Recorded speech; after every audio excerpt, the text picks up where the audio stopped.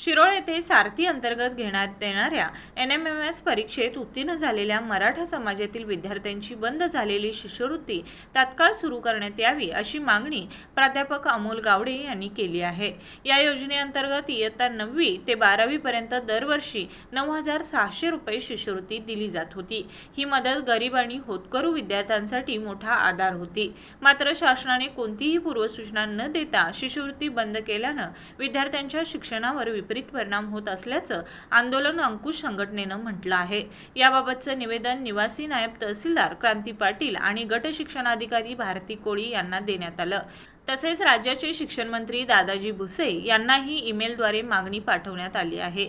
यावेळी राकेश जगदाळे, सदाभाऊ महात्मे, कृष्णा देशमुख, अमोल गावडे, राजू आवळे, अक्षय पाटील, डॉक्टर शिवाजी पाटील यांच्यासह अन्य पदाधिकारी उपस्थित होते। शिरोळहून सुभाष गुरव।